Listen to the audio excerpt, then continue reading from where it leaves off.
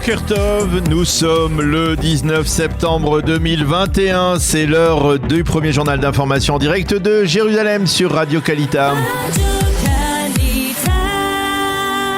Bonjour.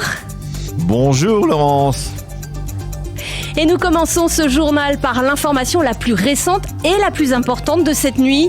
Les 2 derniers terroristes évadés ont finalement été arrêtés par les forces de sécurité israéliennes. Et oui Laurence, les forces de sécurité israéliennes peuvent ce matin pousser un ouf de soulagement et avec elles de nombreux responsables du gouvernement. Durant la nuit, en effet, les unités d'élite de la police israélienne ont pénétré dans la ville de Jenin et elles ont encerclé un bâtiment où les 2 terroristes encore en cavale depuis leur évasion de la prison de Gilboa se cachaient et elles les ont arrêtés. Les 2 terroristes n'ont opposé aucune résistance sérieuse. Il y a eu quelques échanges de feu, mais très vite les 2 terroristes se sont rendus en levant les mains en l'air. Les policiers du GIGN israélien ont également cueilli ceux qui ont été leurs complices au cours des derniers jours et les ont aidés à survivre depuis leur évasion.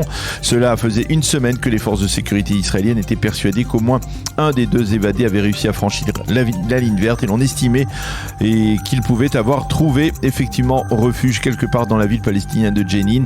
Ce sont les services de renseignement du Shin Bet qui ont alors prouvé leur capacité à obtenir des informations sur l'endroit exact où ils se trouvaient.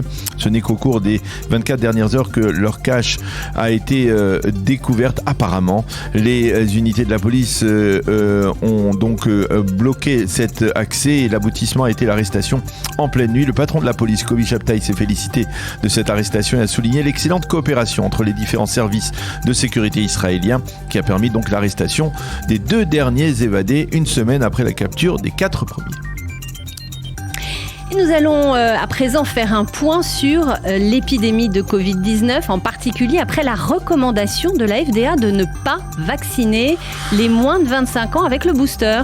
Et oui, effectivement, une décision qui, dans un premier temps, a provoqué un certain embarras en Israël où l'on vaccine, vous le savez probablement, depuis plusieurs semaines, les moins de 65 ans. Mais au ministère de la Santé, à Jérusalem, on s'est vite ressaisi et l'on explique que les Américains sont en fait en retard de 3 mois sur Israël et que d'ici un mois, eh bien, la FDA devrait valider aussi la vaccination des moins de 65 ans. Mais bien évidemment, cette recommandation risque de freiner une campagne de vaccination qui était déjà un petit peu en perte de vitesse au cours des derniers jours.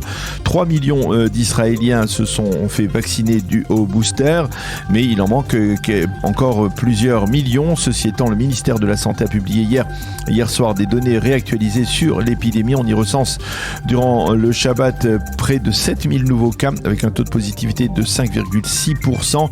La donnée la plus préoccupante, c'est la hausse du nombre de malades graves. On en recense 717, dont 195 qui sont sous assistance respiratoire. Et on va parler politique à présent. L'ancien maire de Jérusalem, Nir Barkat, est opposé à la proposition faite par Benjamin Netanyahou à Benny Gantz de devenir Premier ministre avec le soutien du Likoud, Daniel. Oui, en effet, selon certaines sources, l'ancien Premier ministre Netanyahou aurait proposé à Benny Gantz de devenir Premier ministre avec le soutien du Likoud, des partis orthodoxes et du parti sioniste religieux. Cette option n'obtient pas la caution d'un des députés Likoud les plus populaires, Nir Barkat. Pour l'ancien maire de Jérusalem, il faut que l'actuel gouvernement tombe absolument. Selon lui, les membres du gouvernement se distinguent par leur faiblesse politique et c'est selon lui une faiblesse contagieuse, a-t-il dit. Barkat a critiqué les récentes déclarations de Benny Gantz à propos de l'Iran et de l'éventualité que les Américains puissent conclure un accord avec Téhéran. L'ancien maire de Jérusalem n'a pas écarté l'éventualité de se présenter à la présidence du Likoud, a-t-il dit, lorsque ce sera possible.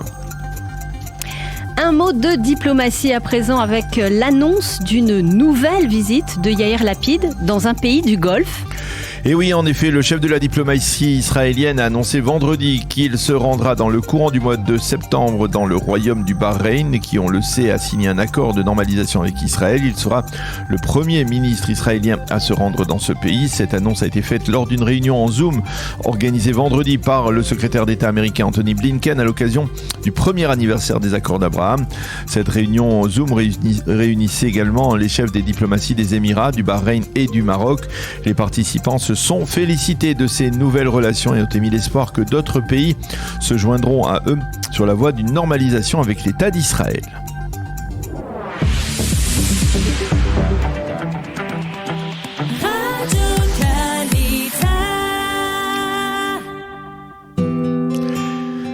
La météo, après plusieurs jours de temps relativement frais, eh bien, les températures grimpent, le temps se réchauffe progressivement en Israël et ce sera un temps bien entendu ensoleillé qui va nous attendre pour la fête de Sukkot, pour cette semaine de Sukkot et de Chol HaMoed.